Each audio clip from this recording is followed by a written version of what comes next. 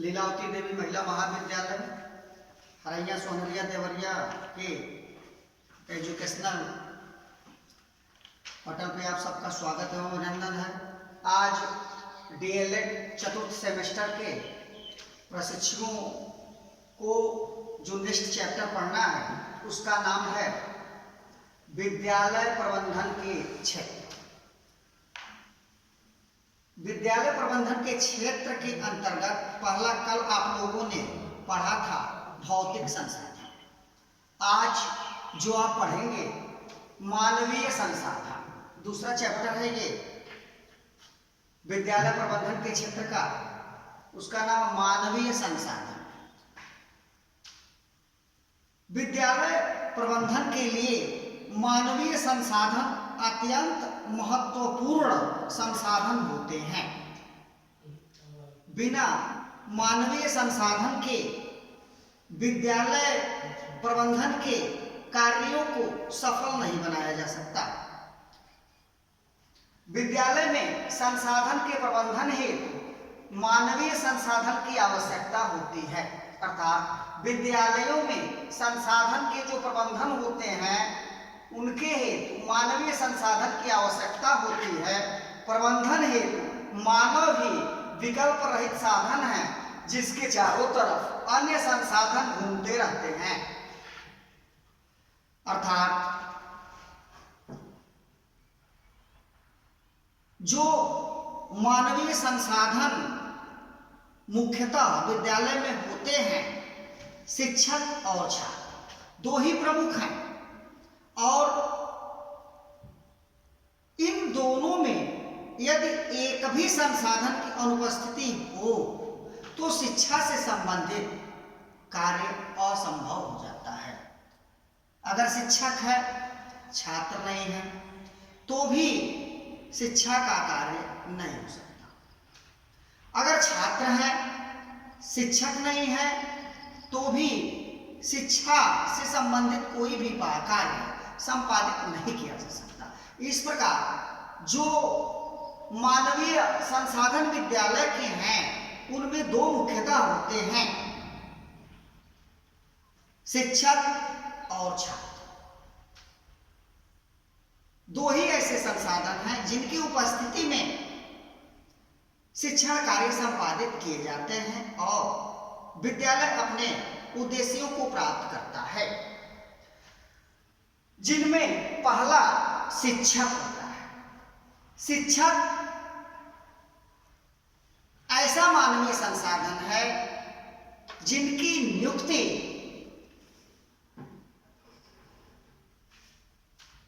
के कई स्रोत हैं।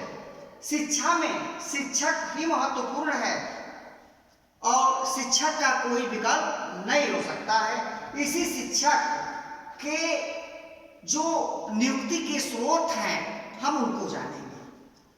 इन शिक्षकों के जो नियुक्ति के स्रोत हैं वह वर्तमान में डीएलएड कोर्स है, विशेष बीटीसी कोर्स, विशिष्ट बीटीसी कोर्स आदि ऐसे स्रोत हैं जिनके माध्यम से छात्राध्यापकों को प्रशिक्षित किया जाता है और शिक्षक के रूप में उनका चयन होता है। अध्यापक नियुक्ति प्रबंधन क्या है? इन्हीं अध्यापक नियुक्ति प्रबंधन के अंतर्गत शिक्षकों का चयन होता है। जो भी छात्राध्यापक, जो भी परीक्षार्थी प्रशिक्षण प्राप्त करने के पश्चात उचित मानदंडों को पूरा करते हैं, उनका अध्यापक नियुक्ति प्रबंधन शिक्षक के रूप में पठन पाठन हेतु चयन करता है। इसका नियम उत्तर प्रदेश बेसिक शिक्षा अधिनियम 1972 की धारा 19 की उपधारा 1 के अधीन उत्तर प्रदेश बेसिक शिक्षा अध्यापक सेवा नियमावली 1981 द्वारा किया जाता है। ध्यान दीजिएगा, एक बार और सुनिए। अध्यापक नियुक्ति का जो प्रबंधन होता है उसका क्या नियम है, कैसे किस शासनादेश के अनुसार अध्यापक की नियुक्ति की जाती है, उत्तर प्रदेश बेसिक शिक्षा अधिनियम 1972 की धारा 19 की उपधारा 1 के अधीन उत्तर प्रदेश बेसिक शिक्षा अध्यापक सेवा नियमावली 1981 द्वारा अध्यापकों की नियुक्ति की जाती है और मानवीय संसाधन के अंतर्गत शिक्षकों के अतिरिक्त भी कई ऐसे पद सृजित किए गए हैं जो अध्यापकों का सहयोग कार्य करते हैं शिक्षा कार्य हेतु, जिसके अंतर्गत शिक्षा गारंटी योजना चलाई गई। इसके अंतर्गत शिक्षा मित्र योजना के रूप में पैरा टीचर के रूप में शिक्षा मित्रों की नियुक्ति ग्राम शिक्षा समिति VEC द्वारा मेरिट के आधार पर किया जाता है और ग्राम शिक्षा समिति जब मेरिट के आधार पर शिक्षा मित्रों का चयन करती है तो जिला शिक्षा एवं प्रशिक्षण संस्थान डायट में जो प्रत्येक जनपद में स्थित होता है वहां 30 दिन का इनको प्रशिक्षण कराया जाता है। उसके पश्चात इनकी नियुक्ति प्राथमिक विद्यालयों में शिक्षण कार्य हेतु की जाती है।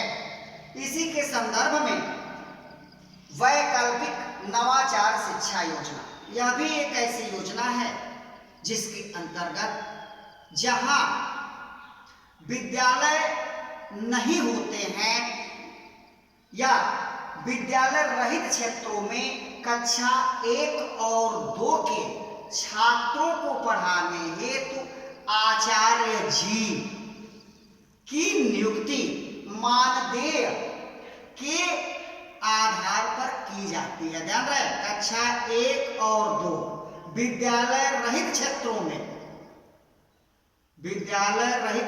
में कक्षा 1 एवं कक्षा 2 के छात्रों को पढ़ाने हेतु आचार्य जी की नियुक्ति की जाती है मानदेय के आधार पर और इनकी नियुक्ति हो जाने के पश्चात जिला शिक्षा एवं प्रशिक्षण संस्थान में इन्हें भी 30 दिनों का प्रशिक्षण प्रदान किया जाता है। उसके पश्चात आचार्य जी कक्षा 1 और 2 में शिक्षण कार्य करना प्रारंभ करते हैं मानदेय के आधार पे विद्यालय रहित क्षेत्रों में। उसके पश्चात अभी जो आपने अभी देखा कि मानवीय संसाधन में शिक्षक की नियुक्ति, शिक्षक के सहायक आदि के बारे में आपने जाना। अब दूसरी धुरी आप देखेंगे छात्र क्या है? शिक्षा का जो मानवीय सबसे बड़ा दूसरा संसाधन है वह छात्र है। छात्र ही शिक्षा के संपूर्ण कार्यक्रम योजना का आधार होता है। इनको विद्यालय तक पहुंचाने के लिए सरकार अनेक प्रयास करती है। अगर छात्र न हो तो विद्यालय का कोई औचित्य नहीं होता। इसलिए इन सब का आधार कौन होता है? छात्र होता है।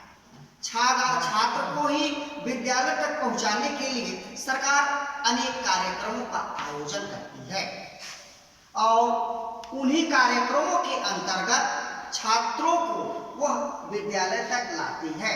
शिक्षा संहिता उत्तर प्रदेश अध्याय 5 के पैरा 170 के अंतर्गत 5 वर्ष पूर्ण कर चुके बच्चों को प्राथमिक विद्यालयों में प्रवेश दिया जाता है। ध्यान से सुनिए, शिक्षा संहिता उत्तर प्रदेश अध्याय 5 के पैरा 170 के अंतर्गत 5 वर्ष की उम्र पूर्ण कर चुके बच्चों को प्राथमिक विद्यालयों में प्रवेश दिया जाता है और इन बच्चों को, इन छात्रों को प्रवेश दिलाने के लिए, जागरूक करने के लिए कई कार्यक्रमों का आयोजन किया जाता है या करवाया जाता है सरकारी तंत्रों पे, समुदाय के द्वारा, समितियों के द्वारा, अध्यापकों के द्वारा, अभिभावकों के द्वारा। तो जो विद्यालय में बच्चों को लाने की विधियां होती हैं, जो स्रोत होते हैं, इस प्रकार निम्नलिखित हैं। पहला है बाल गणना। बाल गणना के आधार पर एक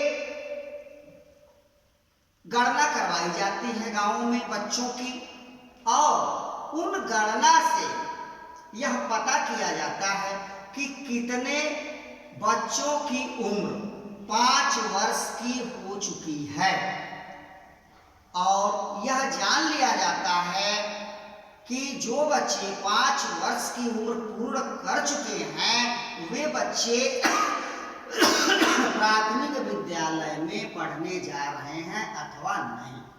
अगर उचित उम्र पूर्ण कर चुके बच्चे विद्यालय पढ़ने नहीं जाते हैं तो उनके अभिभावकों को जागरूक किया जाता है और अपने बच्चे को विद्यालय उनसे भेजने के लिए प्रेरित किया जाता है।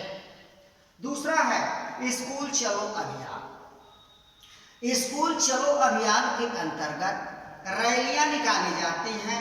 रैलियां निकालकर जगह जगह पर नुक्कड़ सभाओं का आयोजन करके ग्रामवासियों को, ग्रामीणों को उत्साहित किया जाता है और शिक्षा के महत्व को समझाया जाता है कि आप अपने बच्चे को शिक्षा हेतु विद्यालय भेजिए। शिक्षा के यह महत्व है, शिक्षा के द्वारा यह उत्थान हो सकता है। इस प्रकार हाउस होल्ड सर्वेक्षण करवाया जाता है। हाउस होल्ड सर्वेक्षण का अर्थ है डोर टू डोर जाकर बालकों की शैक्षिक स्थिति को जानना।